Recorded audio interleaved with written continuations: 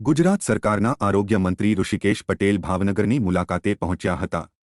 ભાવનગરની સરટી હોસ્પિટલમાં આરોગ્ય મંત્રી ઋષિકેશ પટેલ દ્વારા સુપર સ્પેશિયાલિટી હોસ્પિટલની મુલાકાત લેવાઈ હતી। જો કે મંત્રી આવવાના હોવાથી હોસ્પિટલના બિલ્ડિંગો અને તેના પરિસરની સાફસફાઈ કરીને નાટન કરવામાં આવેલ।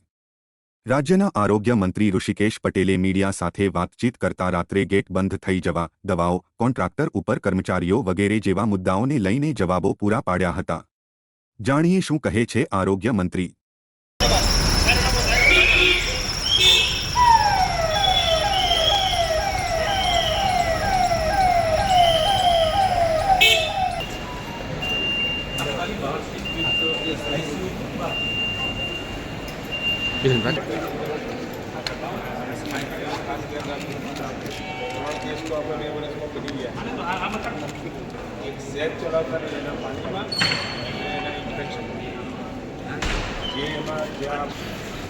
मैंने फिगर्स બધા આપજો ભાઈ પેલા મેં બીજા લખાય ચેક કરવાના કાગળમાં બેસીએ છીએ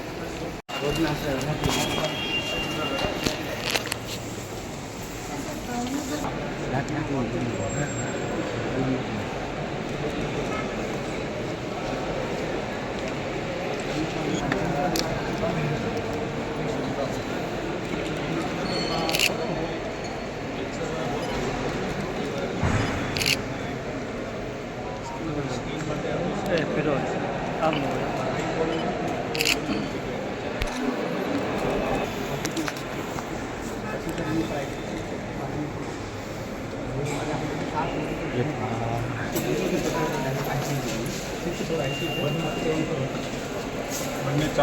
સુપર સ્પેશિયાલિટી હોસ્પિટલ અહીંયા લગભગ જેટલી પણ સુપર સ્પેશિયાલિટી સર્વિસીસ છે એ બધી ચાલુ થઈ ગઈ છે અને જે બાકી છે એ ટૂંક સમય બાદ આપણી કેન્સર માટેની સૌથી મોટી સંસ્થા એટલે જીસીઆરઆઈ આપણું કેન્સરની હોસ્પિટલ અસારવા ખાતે સમગ્ર રાજ્યની અંદર જ્યાં આપણે કેન્સરની સેવાઓ હવે ઊભી કરવા જઈ રહ્યા છીએ એનું તમામ સંચાલન એક જ ત્યાંથી થાય એ રીતની વ્યવસ્થા ગોઠવી રહ્યા છે। એટલે અહીંયા મને ખબર નથી, હજુ તો મારું ડોક્ટરો સાથેનું સંકલન બાકી છે। એટલે સંકલન થાય એટલે નાનો મોટા વિષયો પણ મારા ધ્યાનમાં આવે, પરંતુ અહીંયા નહીં આખા ગુજરાતની અંદર જ્યાં પણ કેન્સરની સગવડો આપણે ઊભી કરવાના છે જીસીઆરઆઈ દ્વારા તમામનું સંચાલન થાય। ભાવનગરમાં આરોગ્યની સુવિધા મળી રહે સારી વાત છે, પણ ડોક્ટર કોન્ટ્રાક્ટ ઉપર રાખવા પડે છે કારણ કે હોસ્પિટલમાં ડોક્ટરની અભાવ વિવિધ વિભાગોની અંદર અભાવ છે। એ ભરતી ક્યારે કરવાનો? ડોક્ટરો આપણને મળતા હોય તો કાલે જ આપણે ઓર્ડર આપી દઈએ, એમાં ક્યાંય આપણે ક્યાંય રાહ જોવાની નથી। એમાં પણ સુપર સ્પેશિયાલિટી અને જે સ્પેશિયાલિટી ડોક્ટરો છે જ્યારે કે જ્યાં કે ત્યાં આપણે ઓર્ડર આપીએ છીએ।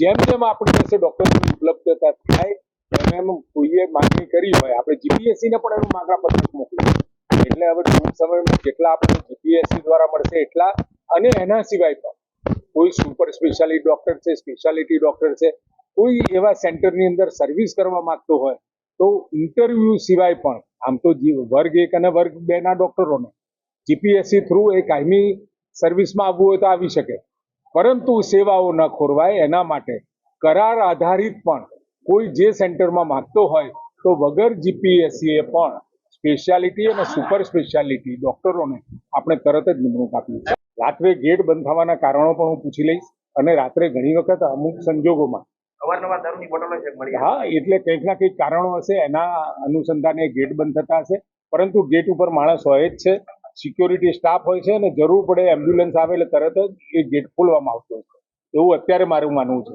છતાંય ડિટેલમાં જ્યારે હું એમની સાથે ચર્ચા કરવા બેસું એટલે મારે ધ્યાનમાં આવશે।